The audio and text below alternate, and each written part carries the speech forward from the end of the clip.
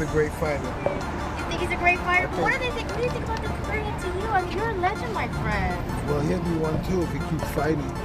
Oh, okay. So why I think that is I've never seen anyone who was as big as this kid move as well as he does. For you to be that big, like 6'5", 250 pounds and only 20 years old, to move that well on your feet, to have talents are so crazy, especially at this age, okay? It is so cool. What is he, 20, 21? And you know, he's starting to get compared to Mike Tyson as far as his trajectory. Mike Tyson praised Moses Itauma with powerful words, pointing out how he stands apart from today's generation of fighters. Unlike many modern boxers, Itauma carries raw hunger, unwavering focus, and the determination that defines a true champion. Tyson stressed that lasting greatness comes from consistency, discipline, and the ability to learn from setbacks with dignity. With these qualities, Itauma is not only turning heads in the heavyweight division but is also on track to rise above his peers and carve out his place in history as a future legend of boxing. But if you listen, this is the thing. It has nothing to do with you losing. It depends on how you lose. You lose spectacularly, hey, they're gonna always use you. Depends on how you lose. You can lose and win at the same time. Yeah, your stock can go up. Yeah. Some people be like, "Oh, you undefeated. You don't know. You don't understand." It's like, no, I do understand. Yes, you do understand. I came out on top, but I took the risk, and then I had some close ones. But I also remember my last loss and how that made me feel, which made me not want to, lose again. And I just think that, given the climate of the game now with the social, like, you get crucified in boxing if you lose a fight. Because the people that watch boxing now don't understand boxing. They look at it from a physical perspective. They don't understand it at all. Man, Cuss is grooming you and prepping you. And I saw a quote from him that thing almost brought me to tears. He said, at his age, he said, well, how do you stay alive? What's your motivation? He said, I'm alive because Mike gives me hope to stay alive. I have a reason with Mike here. Ariel Helwani, one of the most respected voices in combat sports media, has praised Moses Itauma for accomplishing what few fighters achieve at such a young age. At only 20 years old, Itauma has already established himself as one of the most exciting heavyweight prospects in the world. Helwani even suggested that he could realistically break Mike Tyson's long-standing record as the youngest heavyweight champion, a benchmark of youthful greatness in boxing. This is not mere hype, but recognition of his flawless performances, consistent rise, and growing reputation within the sport. The fact that veterans and analysts alike see him as a serious threat shows that Itauma's trajectory is built not just on promise, but on genuine progress. Outside the boxing, but he's back. He's got his new fight is March the 1st in Bournemouth. So yeah, he's rolling the dice again. He just had a little burst, so he took some time out. Okay. When did you start to really feel like this could be a career, that you had a special gift? How soon into that, training journey did you start to realize, like, oh wow, this is what they're saying about me is different? It's after I started Lawrence Apoli, my trainer at the time, he messaged me saying that what you've done today was crazy, unbelievable. If you stick at it, you can be one of the greatest boxers to live, heavyweight, sorry.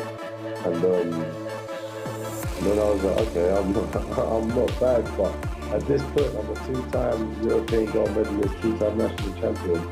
But I still didn't think I was What separates Moses Itauma from his peers isn't just his youth, it's the way he moves inside the ring.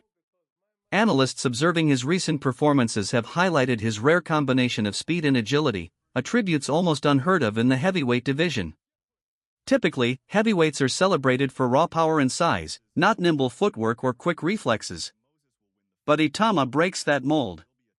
At just 20, he already displays fluid movements more often seen in lighter divisions.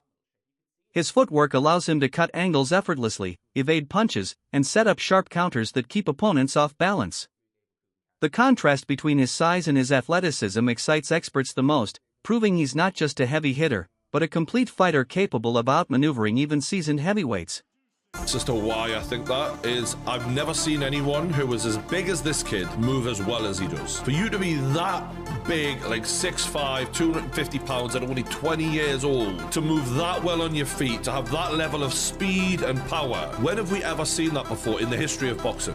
Ever. In the last 30 years even. You look at Lennox Lewis, he didn't fucking move like that for the weight. No way. As good as he was, he didn't move like that. AJ, hell of an athlete, he didn't move like that. Tyson Fury was a good mover for a big bloke. He doesn't move like that. He hasn't got that explosive speed. We're witnessing something so fucking special here. This is the most exciting combat sports athlete, any sport, MMA, boxing, whatever you want to talk about, in the world. And he's 20 years old. It's unbelievable. And I get that a lot of people have doubted him because it's hard to believe that guys whom you've respected for the last 15 years can get in a boxing ring against a 20-year-old kid and get the shit beaten out of them. And that emotional connection will make you want to, oh, maybe this will happen. Oh, Dillian Whyte's, he's training hard, he looks in shape. No.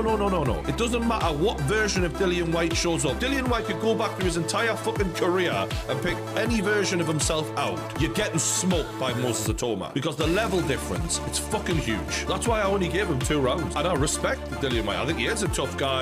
He has had a good career, but just look at the way Dillian Whyte moves, man, and look at the way Moses Itauma moves. This was a really easy one to predict, actually. People are comparing him to Mike Tyson. It's a hell of a compliment. Showbiz the adult drew a striking comparison after Moses Itauma's performance against Dillian Whyte. Just as skeptics once doubted Mike Tyson before he dismantled Michael Spinks in under 2 minutes, many wondered if Itauma was ready for an opponent of Whyte's caliber. The fight ended with a resounding answer. Itauma showcased devastating power, composure, and ruthless finishing ability that immediately reminded observers of Tyson's breakthrough moment. The parallels were clear: a young fighter under scrutiny silencing critics in emphatic fashion. His knockout victory wasn't just another win, it was a statement that demanded respect and changed the conversation around his career. Experience bout and stuff like that. You know, we never see Moses in this situation, something like that. And I responded by saying, this is going to be Mike Tyson Spinks. Remember that? Moses will get hit so hard the first. He going to be gun shy for the rest of the fight, like Ryan versus Rolly. It's different levels. He ain't been tested. That's what he said about. I remember those exact words when Iron Mike Tyson fought Michael Spinks. They said Mike Tyson never been in a ring with somebody of the caliber of Spinks. I'll never forget, so let's see. And damn it, how identical this shit is just mind-blowing. Check this out. Dillian Whyte looks a little big-eyed for me. He looks a little nervous for me, man. You gotta make 5 rounds. He looking down and shit. He looked like Michael Spinks, man. When comparisons to Mike Tyson first surfaced, Moses Itauma admitted the recognition was flattering, but also burdensome. Tyson remains one of the most iconic heavyweights of all time, a man who dominated his era with unmatched ferocity and brilliance. Yet Itauma has been clear, he does not aim to become the next Tyson. Instead, he is focused on building his own identity and legacy. Much like Anthony Joshua and other modern champions who forged their own paths, Itauma understands that true greatness comes not from imitation, but from creating a name that stands on its own. At just 20, his determination to be remembered as Moses Itauma, not as Tyson's successor, reflects the maturity and mindset that separate future champions from those who fade under the weight of comparisons. It's a really good thing though when people are talking about you and people are, talking about you being maybe the next youngest world heavyweight champion after Mike Tyson, trying to break that record. You're 19 years of age now, talking about your last performance. Marius Wack, big guy, strong guy, been in there, seen it, done it, boxed everyone, was expected to give you rounds. You went in there and took him apart in 2, right? So them expectations are obviously going to be talked about. People are obviously going to do that and compare you with the likes of Mike Tyson, and that is a good thing. And I think the champions feed off that sort of stuff, and that's what you do. You don't let the pressure get you, but you deliver in your performances. Yeah, like do you know what? I've kind of put myself kind of making the comparison with me and Mike Tyson with completely different styles or whatnot, but I never really wanted to compare to no one. I kind of want to set my own path, like I said multiple times. Obviously, Joshua, Fury, Usyk, Tyson, all them, they've set their own path, so I want to set my own. I think it's the age thing, isn't it? With Yeah, the Mike Tyson thing, where he become the youngest world heavyweight champion, 20 years of age and X amount of months, whatever that was. You're 19. You know, you put yourself in a position now that Frank Warren was on here talking about you boxing Fabio Wardley, Fraser Clark. He said tomorrow, now. That's the sort of level he sees you at. Of course. If you look at my last fight, obviously that's where they all get their confidence from. Ade Oladipo echoed a sentiment that has resonated across the boxing world. Not every fighter needs endless trials to prove their worth. Some reveal championship qualities long before a belt is strapped around their waist. Moses Itauma's dominant performance against Dillian Whyte was exactly that kind of moment. He didn't need a grueling, back-and-forth war to validate his talent. Instead, in just one night, his speed, timing, composure, and devastating power spoke volumes. Oladipo pointed out that Itauma's clarity under the spotlight turns skeptics into believers, proving that sometimes greatness is self-evident. He is a heavyweight that moves like a lightweight. Sorry, a light heavyweight. Certainly doesn't move like a lightweight, but a light heavyweight. He just darts in and out so quickly. Like, nothing about him physically looks 240 pounds. Bear in mind, that's the same weight as Daniel Dubois. It's the same height. It's only 10 pounds less than AJ. It's the same height as Dillian Whyte. I'm sorry, same weight as Dillian Whyte. But you look at his frame, he doesn't look that heavy. It's almost like he's very, I don't know, maybe a lot of that weight's in his legs, but he seems to move and glide around the ring so freely. So yeah, look, I'm very excited about him. I thought that if I watched it again, because obviously I made the video yesterday immediately after watching the fight, so I was very high. And I thought, okay, let me watch it again and maybe calm down a little bit. If anything, I've got higher. If anything, I've gone higher. I think he's incredible. I was at the airport with Lee Wood. And Lee Wood, obviously trained by Ben Davis, and Lee Wood sees him train all the time. And he was like, dude, I'm not surprised. Like, I see this guy train all the time. I see what he does. I see who he spars. And sometimes you got to listen to those people. Again, we're not privy to any of that. All we see is a couple of rounds or 2 minutes on fight night. We don't see anything else, where people like Lee see it week in, week out. So look, I think he's incredible. Let's not waste no time. I've already wasted 5 minutes or so. Let's talk about potential opponents. And this doesn't include, again, the top 3 guys. So this doesn't include Alexander Usyk. I'll tell you who it doesn't include. It doesn't include Alexander Usyk. Not everyone was ready to give Itauma full credit. Despite the emphatic victory, some detractors tried to diminish his achievement by suggesting Dillian Whyte entered the fight carrying an injury. Analysts quickly pushed back on that narrative, noting that Whyte looked healthy, sharp, and mentally locked in during his ring walk. To attribute the result to anything other than Itauma's skill and execution undermines the courage he showed in the ring. This is a familiar story in boxing. When a young star rises too quickly, critics often search for excuses to discredit success. Yet Itauma's strength, precision, and fearlessness left little doubt. The whispers of injury only highlighted the reluctance to accept new greatness, but his performance spoke louder than the skeptics. Discuss. There's always and often rumours after a fight when a fighter gets blown out there early that there's some kind of injury. But what really intrigued me building up to this fight, and on the live stream people who see me, I was kind of confused by it, was why this has become a 10-rounder suddenly. I thought this was a 12-round fight. It was for various international belts and all that kind of stuff. I didn't see any reason why this wouldn't be a 12-rounder, especially when it's a pay-per-view main event. And I assumed that the reduction to 10 rounds indicated that there may have been an injury to Itauma with him being the A side, but then seeing the fact that Dillian Whyte walked second to the ring tells me he maybe had a bit more negotiating power in this than I first thought, which then leads me to believe that potentially this rumour of him having an injury is actually true, and he wanted to reduce it to 10 rounds because of some sort of pre-fight issue. Now look, again, we don't really know if there was an issue with Whyte, but he did look a bit sort of tender and he walked to the ring somewhat gingerly. I didn't read anything into that because I wasn't sure if he was just relaxed. But look, some people are saying he was injured. Sonny Edwards has posted that on Instagram. Sonny Edwards is obviously someone more in the know than I will ever be in terms of having his finger on the button, hearing rumours and all that kind of stuff. So I'm inclined to believe there may be some truth to it, but at the same time, once again, I want to reiterate, I always predicted Itauma to win this fight. I just didn't think he'd do it as quickly as he did. This might explain why Dillian Whyte couldn't even last a few rounds, but at the same time, when I watched back those tactical details that I just showed you, that's stuff Dillian Whyte's always done. That's nothing to do with a leg injury, and I fully believe that Itauma's work in there was smart. It was an executed game plan, and would a Dillian Whyte with a leg injury have behaved any differently, or sorry, with or without a leg injury behaved any differently? I don't think so. I think that the issue with Whyte is the reason he couldn't take him rounds, and I texted Jamie, me and Jamie were texting afterwards from Boxing Live, and I said to him, the problem with Whyte is his weaknesses are too well documented. That's why he was not able to go as long as a Balogun, in my opinion. Everybody knows what Dillian Whyte's issues are.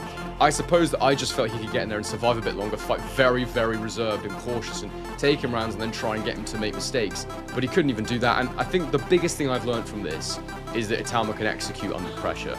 And because there was pressure in this fight, don't get me wrong. Now, he said after the fight that the Balogun fight was actually more pressure for him because he was supposed to win that so easily.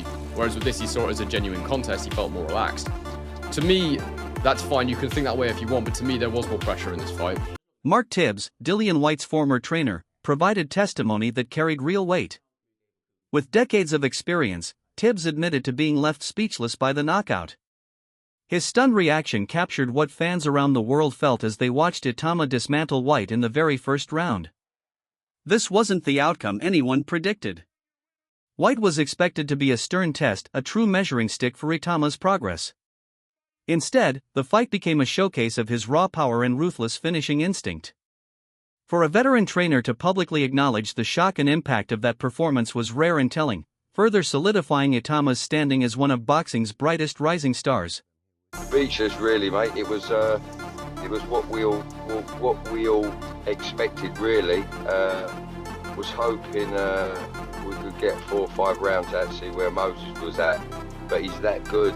He's that good. I thought Dillian shaped up well. I thought he was in fantastic nick. But when you're at your twilight years and you're working on your weight, etc., it's taxing on yourself. And I'm pretty sure he had to make some pains. I'm not judging him, but you know, he's trained in a hell of a lot of training camps, and he's very, very diligent in his training. But it just, you know, it's like grandfather time for him, if you get me. So it was a difficult task, and we all knew that anyway. But it shows that Moses he's been emotionally tested, and obviously he's still got to be built physically tested. You know, still got to be built physically against someone that's going to give him rounds. So there's the problem. He's that good. He's a phenomenal mover for a heavyweight. Phenomenal. Carries his power with his movement for a heavyweight. And the shot selection he threw yesterday was, you know, what you'd expect from someone of a high intelligent fighter like him. So yeah, credit to Moses. Done a fantastic job, and I wasn't surprised. Was it tough for you to watch a bit? I mean, you've worked with Dillian for years. You know, you had really good wins with him and good fights with him. Was it tough to see that version last night? Well, you know what? I know Dillian's mindset of what a dog he is, and with respect, you know, when I use that term dog, he's a real G. He's a real dog. While the victory sparked celebration, Sam Jones offered a more measured take. He noted that the fight ended too quickly to answer key questions about Itauma's chin, stamina, or resilience in the later rounds. The Dillian Whyte bout, though spectacular, did not reveal how Itauma might cope with sustained pressure or adversity. This perspective added balance, reminding fans that true greatness is not proven in a single night, no matter how impressive. Those unanswered questions remain, and future challenges will need to put them to the test. Still, one fact is undeniable: Itauma has established himself as the man to watch in the heavyweight division. It's like he didn't take away, it doesn't really ask the questions. We don't know anything new about Moses. We know he's special, we know he's fast, we know he can punch, we know he's just, he looks the real deal, doesn't he? But he didn't answer any questions. It was pretty much one of the easiest fights of his career, if not the easiest fight of his career last night. Were you disappointed in Dillian's performance at all? No, because look, he's 37, 38. I mean, I tweeted on the ring walk, he don't look at the races. There was no wolf howl, there was no, like, you know what I mean? Dillian's aggressive. Dillian's an aggressive guy. Like, I've not felt that. I felt like it's been a fed up Dillian. Do you know what I mean? Like, it was not the Dillian Whyte we're used to seeing. But look, it's hard because you don't want to downplay Moses' performance, because look, Moses has to go in there and beat who's put in front of him. The matchmaking was perfect. It's a great scalp. He's 20 years old. Deserves all the credit in the world. But again, we have to judge on what we saw on Dillian's side, and he wasn't at the races. We're hearing that he went into the ring with a possible injury. Is there any that you've heard on your end? Yeah, I've heard it all week. But look. That's it for today's video. Stay tuned for more updates and insights. Until next time.